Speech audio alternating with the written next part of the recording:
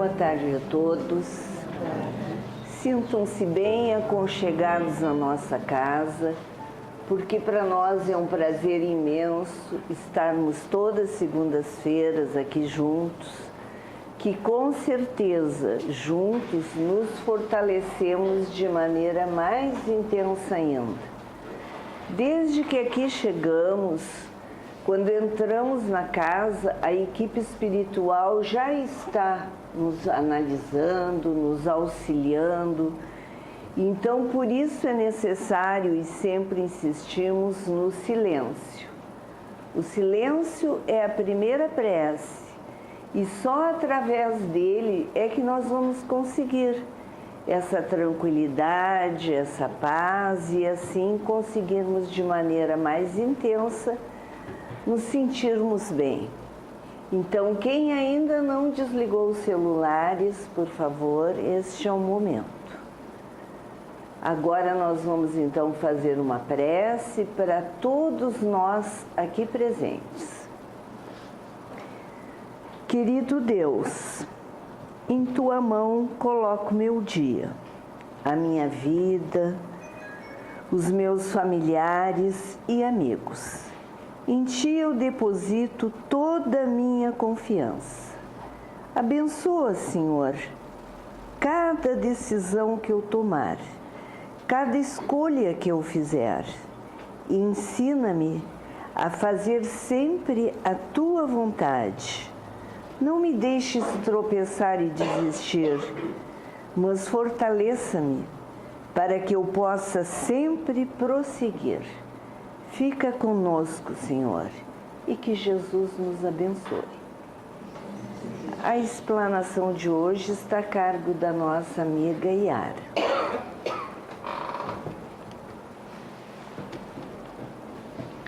Boa tarde a todos. Esperamos que todos já estejam se sentindo envolvidos, reconfortados pela nossa equipe espiritual. Como a nossa companheira disse, desde cedo eles estão aqui preparando todo este ambiente para nos receber. E o nosso estudo de hoje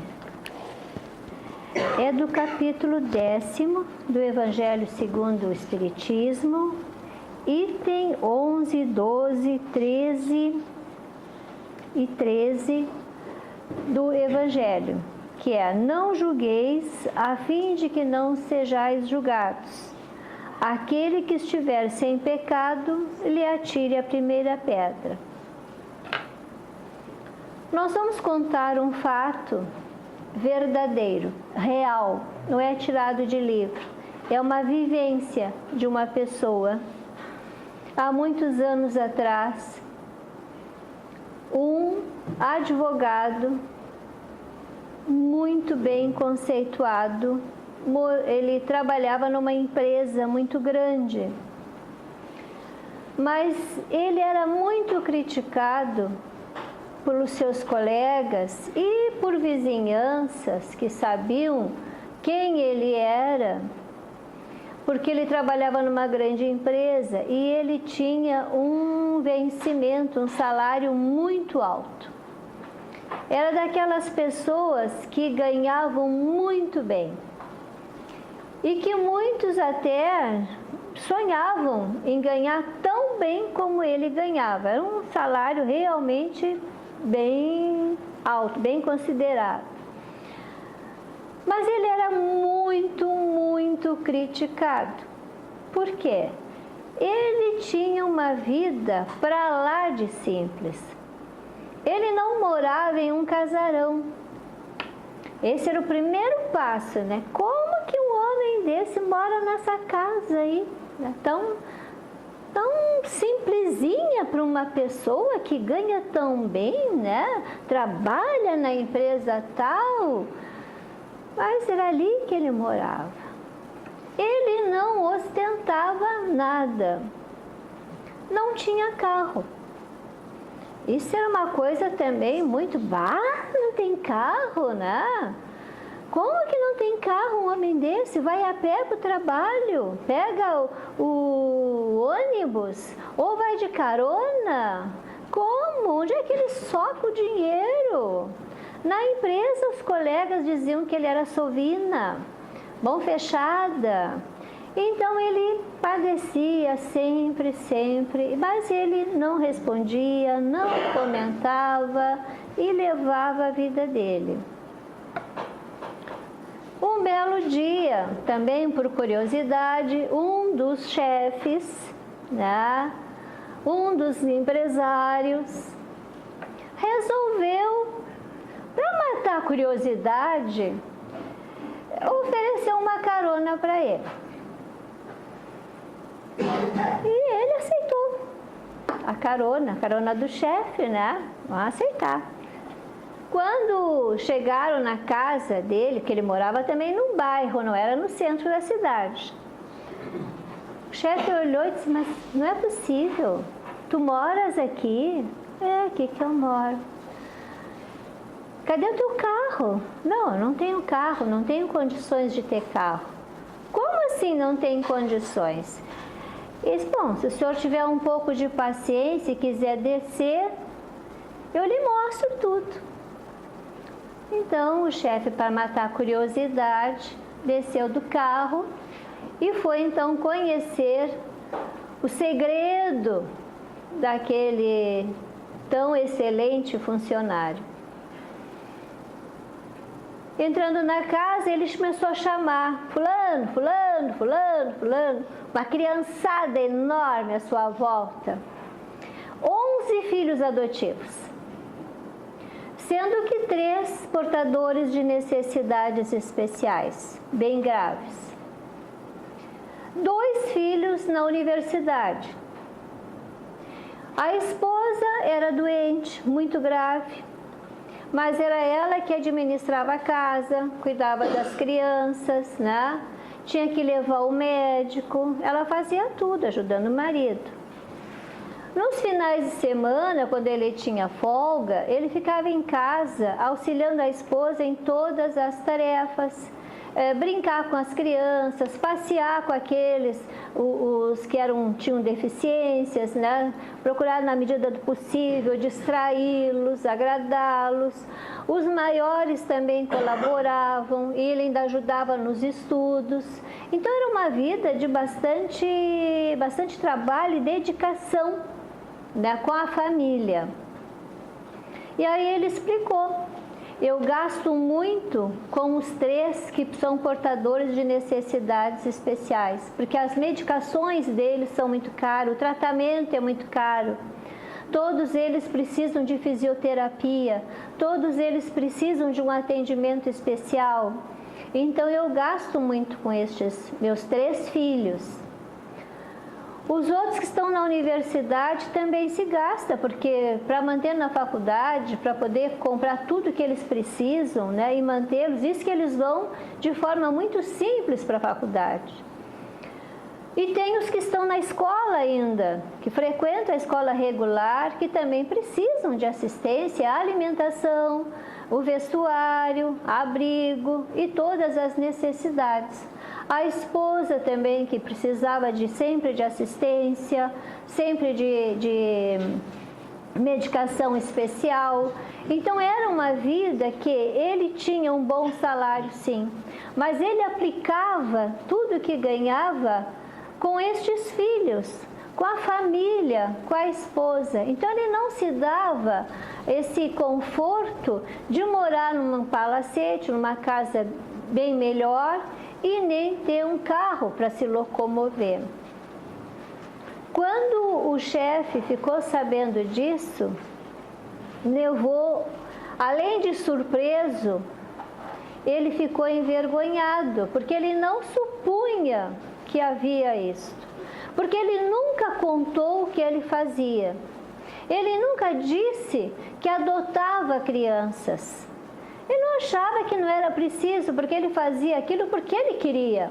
Ele tinha condições de manter, de sustentar aqueles filhos. E quando ele aceitou os 3 filhos com necessidades especiais, ele também não se questionou. Ele se dedicou, tanto ele quanto a esposa. E os dois, unidos, se dedicaram para aquelas crianças todas. Então, eles não mediam esforços. Tudo que eles podiam era para atender a necessidade daqueles filhos. Então, ter um carro, ter uma casa bonita, não era para eles mais importante. O mais importante era poder oferecer para a família todos os recursos necessários para que tivessem saúde, para que tivessem qualidade de vida, mesmo modesta. O chefe ficou surpreso, envergonhado e decidiu então ceder a ele um dos carros da empresa para que pelo menos ele pudesse se locomover, né? Mas antes perguntou a ele: o que eu posso fazer por ti? Como que eu posso te ajudar? Ele disse assim: olha, o que eu preciso mesmo é ter aquela dispensa quando um dos meninos precisa ir ao médico, adoece. Porque a minha esposa também é doente e para ela é tão difícil andar com essas crianças, né? Pegar ônibus e para ir para o médico, ela vai, mas eu sei que é com muito esforço. Então, quando eu precisar, se eu for dispensado, essa é uma grande ajuda. E é claro, mas ele disse: mas o senhor nem se preocupe, porque meus filhos agora andam muito bem de saúde e talvez eu não precise ser dispensado tão cedo, graças a Deus. Mas então aí o chefe cedeu um carro da empresa para ele que ele ao menos, né, pudesse, quando necessitasse, de carregar as crianças, de ir para o trabalho. Foi uma forma que ele achou de facilitar a vida daquele funcionário de tão grande moral, tão grande dever de caridade, tão cheio de amor e tão responsável pela sua família. Porque com tudo isso ele sempre foi um funcionário muito, muito dedicado. Nunca deixou o trabalho para depois, sempre cumpriu os seus deveres. Isso aconteceu numa cidade, na cidade de Bagé. E essa pessoa era muito amiga nossa, então por isso que a gente sabe esses detalhes e julgamos que seria um excelente exemplo para o nosso estudo de hoje, que é não julgar, não criticar. Porque muitas vezes nós nos achamos com o direito de criticar a vida dos outros. E sem saber o que se passa nessa vida, nesse lar, né? Nós não compreendemos as razões do comportamento de algumas pessoas. Nós somos campeões de críticas. Nós somos campeões na maledicência. Porque nós sempre nos achamos com capacidade de saber o que uma pessoa deve fazer na sua vida, como ela deve andar. E o que é bom para nós nem sempre é bom para o outro. Mas a gente diz assim: não, mas a minha crítica é construtiva. Mas se a crítica é construtiva, a gente vai para a pessoa e diz: olha, eu tenho uma sugestão para isso que tu está necessitado. E aliás, apresenta uma sugestão, apresenta uma ideia que a pessoa possa aproveitar naquela situação que nós estamos julgando que ela precisa, não é? Aí dá para dizer que é uma construção construtiva, porque a gente está levando uma ideia. Mas aquela crítica por crítica não é nada positivo, é negativo. Então nós temos que nos cuidar muito com os nossos comentários. Nós não temos o direito de querer falar da vida dos outros, de nos julgarmos capazes de saber o que é melhor para A, para B ou para C. Pois se nós não gostamos que nos critiquem, nós não gostamos que alguém nos chegue e diz: ah, por que tu não faz isso, por que tu não faz aquilo? O que nós pensamos? Te mete com a tua vida, não com a minha. Geralmente é isso que a gente pensa, não é? Então, se nós não gostamos que falem da nossa vida, que nos critiquem, nós também não temos o direito de criticar a vida de quem quer que seja. E aqui no Evangelho, no item 11, diz assim: não julgueis a fim de que não sejais julgados, porque vós sereis julgados segundo houverdes julgado os outros. Esse servirá para convosco da mesma medida da qual vos servistes para com eles. O que isso quer dizer? Que da mesma forma que nós julgamos, nós seremos um dia julgados. Que da mesma forma, a mesma medida, os mesmos critérios que nós usamos para criticar e julgar, serão usados para conosco também. Então nós devemos nos lembrar disso. Tudo tem retorno. A lei do retorno existe. Ação e reação.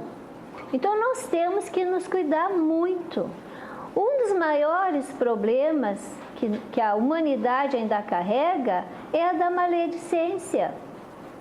São as críticas, porque nós temos o hábito de criticar, né? Ninguém está isento disso, né? Nós todos, nós, né? Criticamos muito, porque a gente se acha assim, mas por que a pessoa está fazendo isso? Por que ela não faz de outro jeito? Né? Alguém quer montar um negócio, quer montar um trabalho para ele, perdeu o emprego, essa situação que a gente está vivendo de desemprego, junta-se um dinheirinho, vou montar um negócio. Qual é a primeira coisa que alguém vai dizer? Que montar negócio? Agora, nessa crise que se está, não vai conseguir. É a primeira coisa. Que loucura! Vai botar dinheiro fora. Não, loucura é a gente pensar que ele vai botar dinheiro fora, que não vai dar certo, porque aí a gente já está botando uma nuvem escura em cima dessa pessoa, né? E se ele é empreendedor, se ele planejou, se ele sabe trabalhar, vai dar certo sim. Tem que ter coragem de investir, tem que ter coragem de tentar, né? E não ficar esperando que caia do céu. Então as pessoas têm que tentar. Se não der certo, ele teve uma lição, vai tirar um proveito disso. Mas que não sejamos nós a jogar fluidos, energias negativas em quem está tentando vencer, em quem está lutando, né? Dizem os grandes investidores, empreendedores, que o momento da crise é o melhor momento de nós empreendermos. E porque eles sabem, eles conhecem. Agora, quem tem medo, quem não tem coragem, não se anima.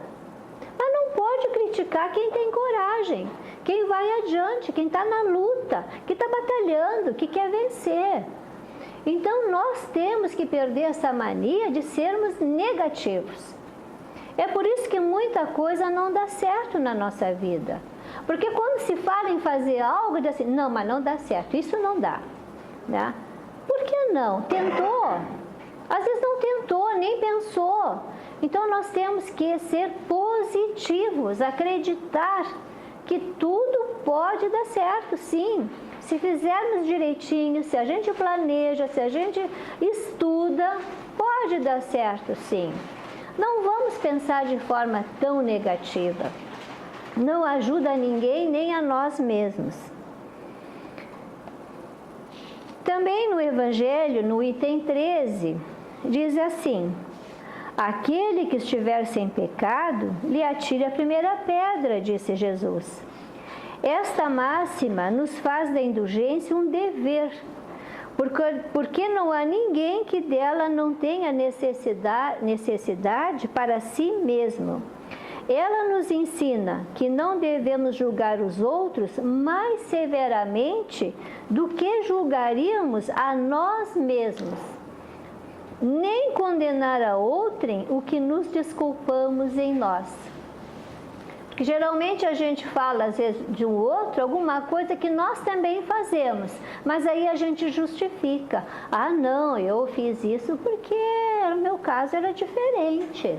né? A gente sempre dá uma desculpa para nós mesmos, mas não desculpamos o outro. E além disso, Jesus diz assim, ó, que a censura lançada sobre a conduta de outrem pode ter dois motivos.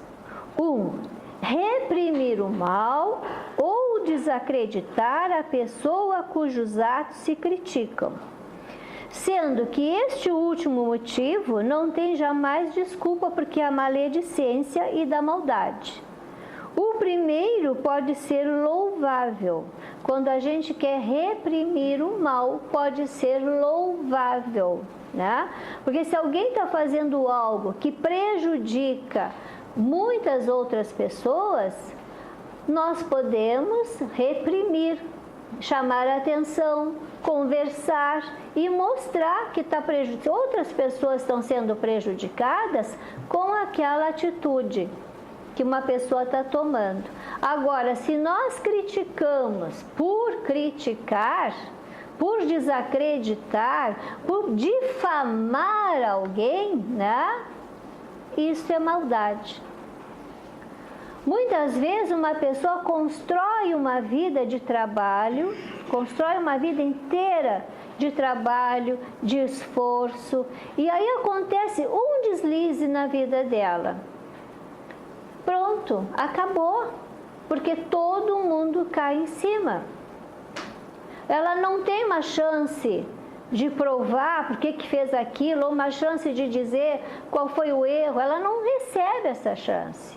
Ela já é descartada e muitas vezes a pessoa não consegue mais seguir trabalhando, seguir se esforçando. Acaba-se com a vida de uma pessoa por uma crítica maldosa, por uma maledicência, e às vezes até é falso o que dizem de uma pessoa e acaba com tudo, né? Podemos lembrar um caso de uma creche onde os donos foram julgados, né? Foi falado que eles abusavam das crianças. Acabou com a vida dessa gente. Depois foi provado que eles jamais tinham feito isso. Então, quer dizer, as pessoas que falaram, elas fizeram uma acusação falsa e acabaram com a vida dessas pessoas. Então, o cuidado que se tem que ter com a maledicência, com aquilo que a gente vai falar. Se a coisa é verdadeira, então nós temos o direito, para mais pessoas não sejam prejudicadas, de tomar providência, de procurar os canais certos para que seja se tomada uma atitude. Caso contrário, se a gente não tem prova, não tem certeza, a gente tem que primeiro verificar, mas não lançar falsos testemunhos. Jesus não podia proibir de censurar o mal, uma vez que ele mesmo nos deu o exemplo e o fez em termos enérgicos, mas quis dizer que a autoridade da censura está em razão da autoridade moral daquele que a pronuncia. Então, muitas vezes a pessoa que critica não tem moral, não tem condições, né, para criticar uma outra. Então, cuidado que nós todos temos que ter com a nossa fala. A nossa palavra, ela é muito importante e não pode ser desperdiçada. Nós temos que cuidar, nós temos que nos disciplinar para que nós possamos ter uma vida melhor, para que nós possamos ter melhores resultados em tudo aquilo que nós desejamos. Muitas vezes nós colocamos, né, muita coisa a se perder porque não sabemos falar. Então, diz ainda, a letra mata e o espírito vivifica. Então é isso que nós temos que ter, né? Cuidado, muito cuidado com os nossos julgamentos, muito cuidado com a nossa palavra, porque nós podemos prejudicar pessoas, podemos fazer uma grande maldade e isso vai acarretar para nós grandes responsabilidades. Que a nossa palavra seja sempre de apoio, que ela seja uma palavra de estímulo, que ela seja uma palavra de aconselhamento, que ela leve mensagens otimistas, mensagens de consolo e mensagens de esclarecimento. Que não sejamos nós a ser os juízes, não vamos nos querer ter essa autoridade de juiz para condenar. Nós temos que ser aqueles que têm que ter a consciência que nós também estamos sendo julgados, nós também estamos sendo observados, nós também um dia vamos responder pelas coisas que nós falamos e criticamos. E como deve se portar aquele que é criticado, aquele que é caluniado? Deve perdoar, porque aquele que faz o mal, ele está doente da alma. Então é uma pessoa que precisa de ajuda, de auxílio. Ele precisa de perdão. Então quem é criticado, quem é caluniado, perdoe, porque a verdade vem à tona sempre. E nós temos que confiar em Deus, confiar em Jesus, confiar na equipe espiritual que sempre está no nosso lado, nos auxiliando, nos intuindo para o bem. Então tenhamos confiança, tenhamos a certeza de que tudo aquilo que hoje nós fazemos terá sim um resultado. E dependendo do que se faz, poderá ser um resultado positivo ou negativo. Que os nossos resultados todos possam ser positivos sobre a luz de Jesus. Boa semana a todos, esperamos que todos fiquem bem e que tenhamos sucesso. Agora então, aproveitando essa doce lembranças, tudo que está nos vindo aqui nesse momento, vamos irradiar o nosso pensamento para aquelas pessoas cujos nomes nós colocamos ali, mas também para aquelas que estão vindo agora na nossa lembrança. Então, aproveitando essa fluidificação tão boa que aqui está havendo, imbuídos desse amor, nós vamos então fazer essa oração. Pai amado, entrego-me a Ti, em Tuas mãos eu deposito meus receios, porque Tu os toque com Tua graça e me mostre os melhores meios de agir. Pois Tu és a força poderosa que me sustenta e que me direciona. Sentindo que me supres, me fortaleces, eu Te entrego meus entes queridos para a Tua guarda.